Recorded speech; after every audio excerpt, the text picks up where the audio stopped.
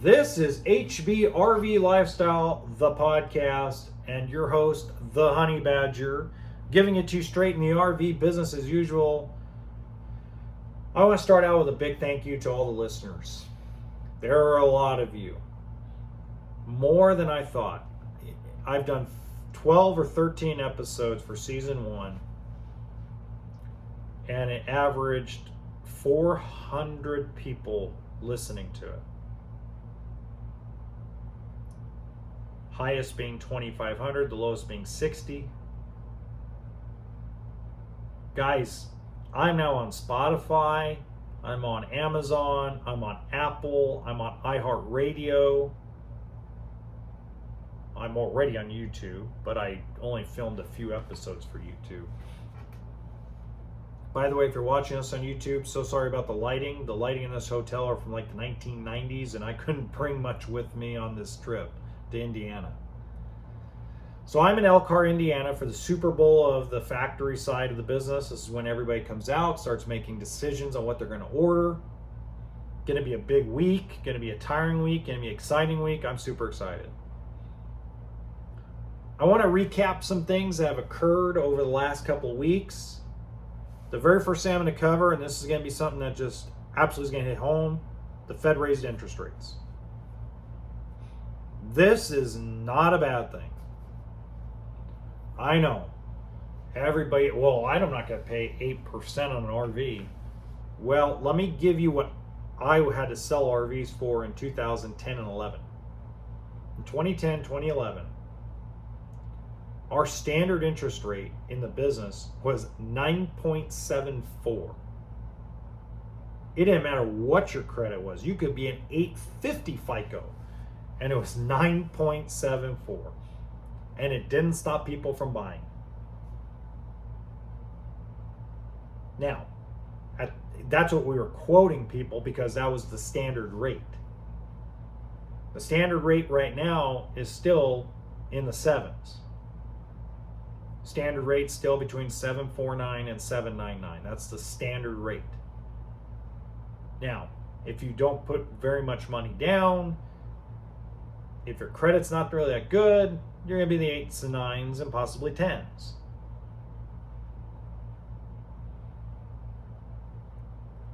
But guys, folks, look, you can refinance the RV.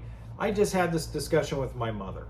My mother, I love her. She's a wonderful woman. She's moving from Lake Elsinore, California to Klamath Falls, Oregon. Forgive me if I botched that city's name if you live in Oregon. She told me that with the money she put down, she's so upset. She's got excellent credit. How is she qualifying for a 6.25% rate over a 20-year term? And I go, that's the rate. I told her, do you remember when we bought my first house? She goes, no. I said, we bought my first house in 2009 during the economic collapse. My interest rate with decent credit was 7.89 on a 20-year fixed. 7.89, and that was an incredible rate back then. So I said 6.25 is nothing. And I said to my mother, I said, look, Mom, the rates are temporary. The good news is you can afford the payment, and it's not going to break the bank. You gang out of California like you want to. And I said, and you know what the good news is? She said, what? The interest rates are not going to stay high forever. They're going to raise them 3 more times, possibly 4. And then, guys, what happens is when this economy finally corrects itself back to what it's supposed to be, not the hyperinflation we've had for the last several years, I said they're going to have to re-stimulate the economy. And the way they re-stimulate the economy, they give tax breaks, they give tax incentives, and they lower interest rates. You'll get rates close to back to where they were a couple years ago. And I said, guess what you can do then? She goes, what? You can refinance. Cut the term down, pay off the house sooner, because you can already afford the payment. And she went, oh. I said, so you're going to let that stop you from your dream? You're going to let Joe Biden decide what your dream is? She goes, no. Then just do it. See, I sell my mother like I sell customers. Like, really, you're going to let Trump stop you from being an RVer? It's always silly how we let politicians run our lives sometimes. It really is. That's a different topic. So the other thing that makes interest rates interesting is that it also creates a buyer's market. Let me give you another example, guys. So the base interest rate for a Ford truck right now is 7.24. Base rate. That doesn't mean their subventive rate. That's not their advertised rate necessarily. Their base rate for most trucks is 7.24. My brother walked into Ford, and for the first time, it's the first time I've heard this in 2 years, in 26 months, my brother said he bought his truck, his brand new Ford F-250 diesel, for below MSRP. Everybody stands shocked. No, I'm not going to tell you where he bought it from. That's unfair. But I'll tell you, he bought it in California where everybody was hammering people for 15, 18, 20 grand over sticker. Interest rates have created this phenomenon called a buyer's market. If you are a price buyer, it doesn't matter if it's a boat, it doesn't matter if it's an RV, it doesn't matter if it's a travel trailer, a toy hauler, it doesn't matter. You're going to start seeing prices lower. Now, boats and RVs have already done it. They've already slashed their prices. They're like, it's killing the used market. It is. Let me give Wingman his credit and his credit due. This big price slash that has occurred over the last 4 weeks by dealers across the country has caused the used market to go dry up. Ford dealership discounting their brand new F-250 is killing the used market because they overpaid for the used at the auction just to have the inventory, and now they're like, oh my God, we're underwater in them.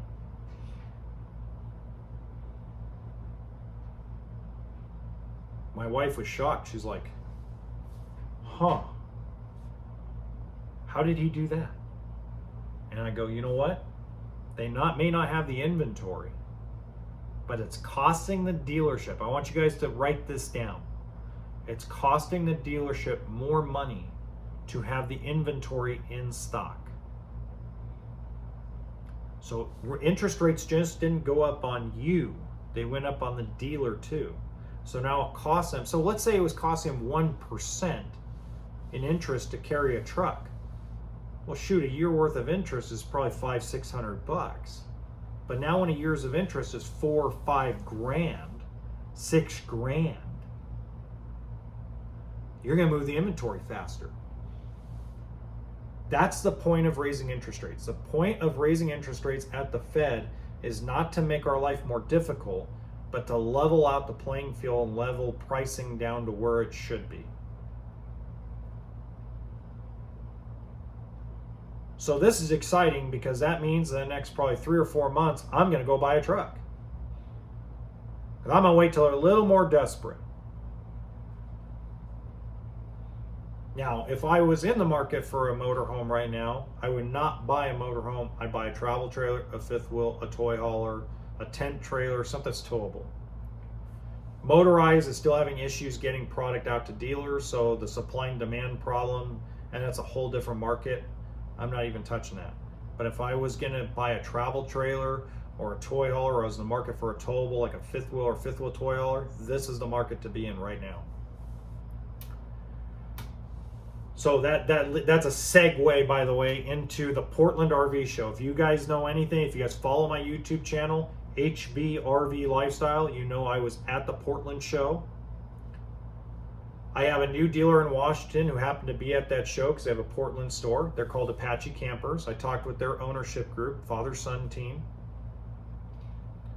They killed it at that show. Killed it. Guys, I could feel, I talked to the son yesterday because we were trying to get paperwork done and everything else. I could feel the big smile. This guy, this family is going through a lot of stuff right now, family-wise. I won't get into that because that's their own personal business. So, but you could feel the smile through the phone when I asked them, how did the show end for you? I wasn't there for them. I was there to support Curtis. And you could feel this big smile ear to ear, like, we didn't make a lot of money, but we moved a lot of inventory. We are happy. Curtis Trailers, they moved 80 or 85 trailers, fifth wheels, toy haulers, etc. in 4 days. In a September show when everybody's still not done with school and getting their school stuff together and kind of getting life back together, these folks were out in force. Guys, there was an estimated that over 700 coaches were sold at that Portland show. Estimated 704 days. That means some of you recognize this is the biggest buyer's market we're going to be in for the next few years. Because when interest rates go back down and spring comes around, that combination of the two or one of the two, prices are not going to be this low again. Dealers are stuffed with inventory. They're moving inventory at a radical pace. You're probably wondering, well, wait a minute. How are they staying in business that way? Well, they're staying in business because they made money already. Most of your dealerships are going to make the majority of their money from February through July. March, April, May, June are the 4 biggest months in the RV business, profit-wise. September, October, November are all about moving inventory. It's all about like, dude, whew, okay, so what do we got left? And what do we sell? It's a time of reflection. It's a time of, okay, we need to move this, and this. Okay, we're not going to, and then they go to a show like they're coming here. We're doing a show for them here in Elkhart, Indiana, dealers. You know what the cool part about doing that show is they come in on a normal year and go, oh man, we did really good with your product this year. I have like only 2 left, so I want more of this, more of this, more of this. This year it's a different atmosphere because they're stuffed with inventory. But because you guys, see, here's the thing, and I've been trying to tell every one of you this. If you're listening, if you watch my YouTube channel, if you're a fan of Josh the RV Nerd, if you're a fan of Matt's RV reviews or Matt's Tolber reviews out in Tampa Bay, if you're a fan of Miles RV, he's in Texas, I consider us the big 4. Even though I'm this little guy on YouTube, I still have 250,000 views in the last 7 weeks. That's more than I've had the entire lifetime of the channel. So obviously I'm growing. We all have the same things, we just say them in different ways. I slap you with it, I punch you in the face with it. Josh is a little more like, well, I'm a corporate guy now, so I got to kind of be careful about my verbiage, but I'm going to try to stay transparent with light verbiage. He's still cool. He's still my inspiration behind all this. And Josh, if you ever listen to this, don't come beat me up when I come to Abish's RV, okay? I swear to you, dude, I'm like your biggest fan. Okay, so when I make fun of you a little bit about it, it's because I understand there's a difference between when it was Howlett RV and what it is now. I understand the difference between mom and pop and, oh my God, now I'm part of this big conglomerate. So I get it. Don't think, I've calmed myself down a little bit from where I was a year ago because now I work for Coachman. Matt is straightforward dude. Miles is a straightforward dude. We all have the same message. The message is, this is a huge buyer's market. And guys, if you share this podcast with anybody that is in the market for an RV, if they tell you, oh yeah, we're going to buy when prices come down more, they need to hear this podcast. They need to hear it from a guy who actually cares not only about the dealer, the manufacturer, but also the consumer. I care about all three, because without all three, there's no RV business. That's a fact. No offense to the wingman, no offense to some of these people who have never sold an RV in their life that try to tell you, oh, let me tell you what the dealer doesn't want you to know. Let me put a big thumbnail out there for clickbait, and then the first 30 seconds, I'm going to do a promotional ad for my sponsor. Now, one day I'll probably be making fun of myself for that comment because maybe one day I'll have sponsors. Right now I don't. I do all this for free. I do make some ad revenue from the YouTube channel, the main one. Not the podcast one, because for some odd reason I have 3 subscribers. It's probably because I just don't put the effort into it like I do. I put more effort on the actual listening devices. Hey, look, at the end of the day, these gurus just need to know their role. Their role is they want to make money. It's all full timing. That's going to dry up. It's funny how many people jumped on, oh, I'm going to go full time and be on YouTube. That was a big thing, guys, last 2 years. I don't know, those people are starting to go, those starting people get a little clickbaitish. So I want to cover that real quick. Very small segment of it. Wingman, if you're listening to this, I'm separating you from this. You're not clickbait operative who does a bunch of promotional stuff. Only thing I have to say about you, sir, is stop bringing on dealers that say stupid stuff. Okay? If you want to interview someone, you come interview me. You interview Josh the RV nerd. You interview Matt from Tampa Bay, his RV towables. You interview one of us. You interview Pete Legal. You interview somebody that's not a dealer from some small town America that wants his 15 minutes of fame with you. Come interview guys that actually keep their boots on the ground, keep their pulse on the environment, okay? That's my only advice to you. Because you're an amazing dude, you have a great program, you have a good show. And when you don't know something, you generally go and try to find out. So I appreciate you for that. Really do.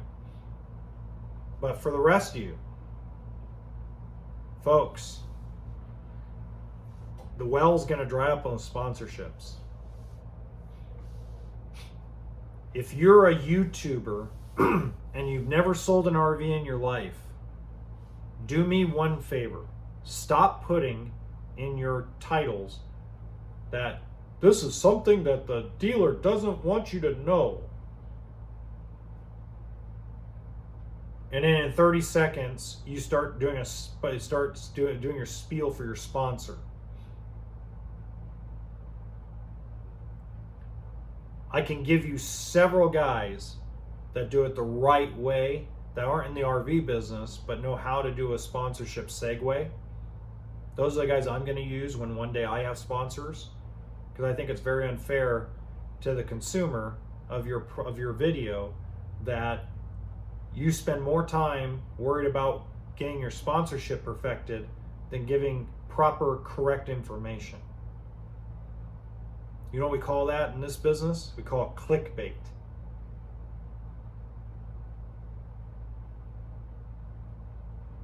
So folks, stay away from those guys. You want proper information all the way around? Follow Josh the RV Nerd. If you don't like me and don't like the way I present things, go find Josh on YouTube. Go find Josh on Instagram. It's Josh the RV Nerd at Bish's RV.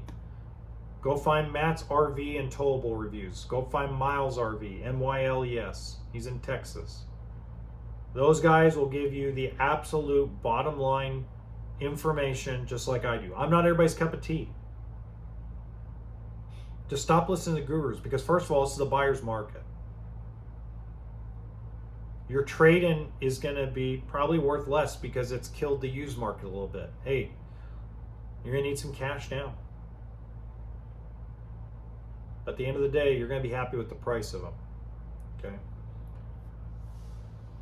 That's a segue into something else, which is the third part of it. Hershey.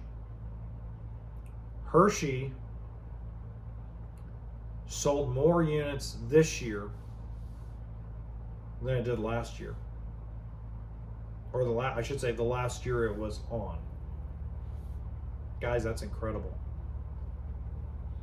The final numbers coming out of Hershey were just shocking. So even with high interest rates, people are still coming out to buy because they see the value in the price. Holy crap. You guys are discounting the coach that much? Yeah. So it's good stuff, guys. I mean, everything's good. It's a positive environment right now. It's very positive. It's very enlightening. If you're a dealer right now, you're probably wondering where, and your dealer's not selling very much. You need to look at what your competitor's pricing is on your units. I talked to a dealer last week, right after the Portland show.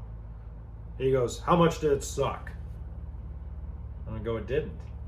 I said, "Curtis sold probably 80, 85, and I told him the other numbers from the other dealers, and there was just dead silence on the other end of the phone. And the first thing he asked is, what are they doing differently? And I said, do you want me to tell you? Because I said, I don't like to get in your business because I don't want to tell you how to run your dealership. He says, no, you know what? He says, I know who you are. I know what your background is. Tell me what your opinion is. What's the difference? And I said, you are not priced competitively. You're one of the few dealers out there that's still trying to hold on to 2021.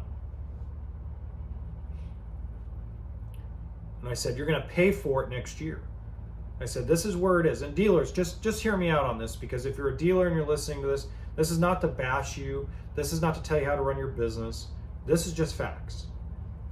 You are going to worry too much about what's going on now that you're going to forget that you have to run a business next year. So, like, I'm going to have probably 35 or 40 dealers this month or this week place orders with me. And there's going to probably be 10 or 15 that don't. And those 10 to 15 that don't are going to be behind the other 30 or 40 because they're worried about making money on the current inventory. Guys, I'm going to tell you how I did things. And again, I'm not trying to tell you to run your business. I'll just tell you how I did things at dealership. So I remember that when it hit July 30th was always my cutoff every year. Not the 31st, July 30th was my cutoff every year. I cut everything off. I reevaluated my inventory. I reevaluated all my orders. And what I would do is any unit that was over 90 days in stock, that was still in stock on July 31st, I slashed the price to where it practically was close to my cost. And I did it for the entire month of August every single year. It was the biggest sale of the year every year. I blasted all over social media. I always got good trades out of it. I think the last year I did it, I ended up with 19 trades. Imagine that. You have 19 trades you can make money on, whether it's on the wholesale market or whether it's on the retail market. That's incredible, guys. Then what I would do, watch this. This is the best part of the whole thing. On August 31st, when I closed up shop, I would close my doors, raise prices back up, and I'd watch for the first 5 days of September, everybody go, what? You're not going to honor August's price? No. My goal was to clear out inventory in August because I knew that open house and the fall programs were in September. So I used to do this every single year. Now, August was my second worst profitable year of the year, but I moved I moved a lot of inventory. Usually I think my last August, I was on a dealership that carried 95 pieces on stock that were new. We were always between 95 and 100, and I sold 37 in August. The last August I did it. The net profit was minus $5,000, net profit. But it cleared out a bunch of old inventory. I got a bunch of trades. And then what I would do, because September is always dead, especially in Southern California and Central California, it's freaking dead because everybody's back in school, Labor Day weekend. It picks back up in October, but September always sucks.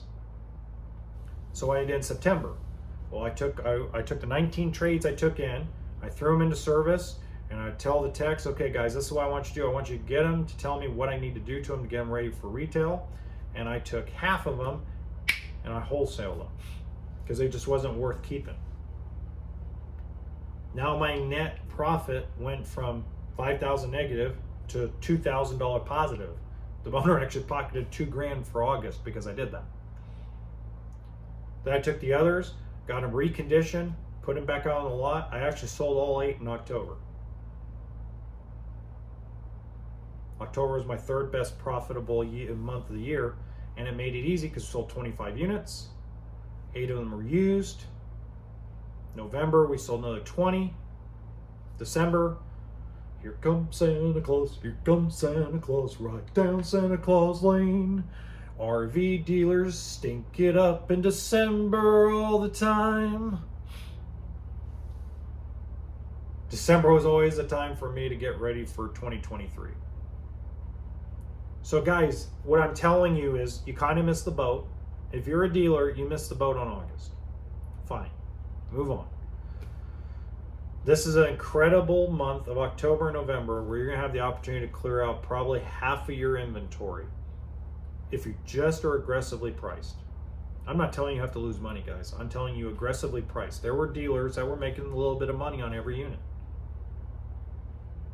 But every time I walked by, it was 5-digit discounts on everything.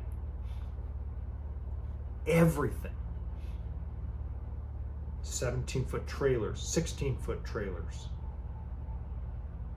There was $45,000, $50,000 off Keystone Montanas. What does that tell you? Buyer's market. Now, when I tell you all this stuff, I'm not telling you as because I want you to move inventory so you can carry my stuff, dealers. And I'm telling you as a consumer because if you're ready, willing, and able, those are the 3 things we always say in the RV business on this retail side. When I sold them, when I was a manager, when I was a finance manager, everybody has to be ready, willing, and able. If you have somebody able and ready but not willing, you don't have a deal. You have to have all 3. Okay? What I'm referring to is people that can afford to do it now, but want to wait till spring because, well, you know, we're not going to really use it. This is who I'm talking to mostly, is you. I'm talking to you, the person who's retired, but you got some things going on. Maybe you're going on a cruise. My buddy Doug, I know he's going to Havasu. He goes and has a blast in Havasu. He has a house out there. He's going to be out there most of the time in his boat.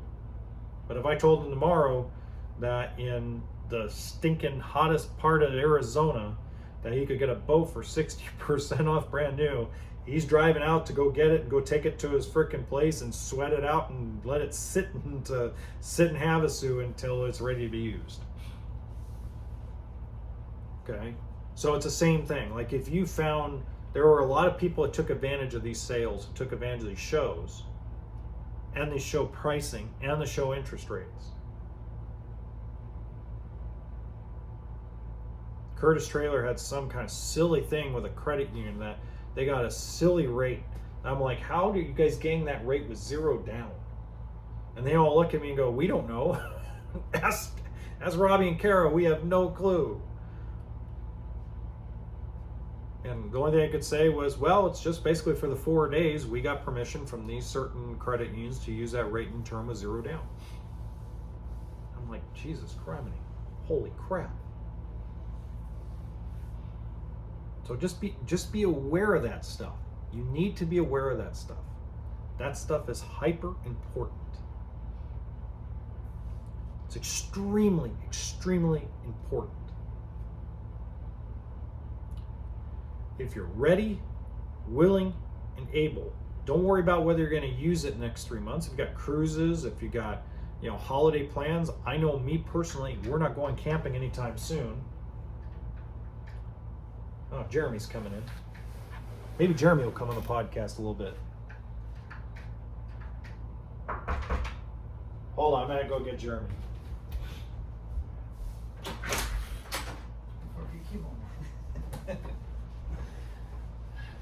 Anyway, folks. So that's the bottom line. Make this episode quick and short and easy.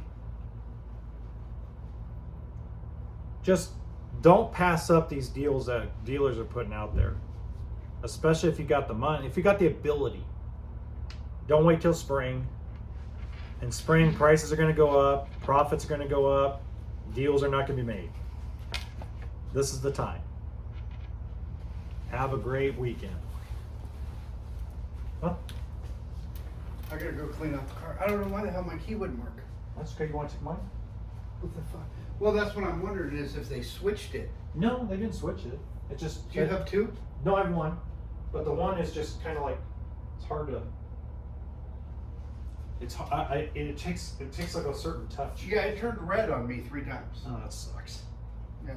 Well, nice to meet you in person. Yeah, hey.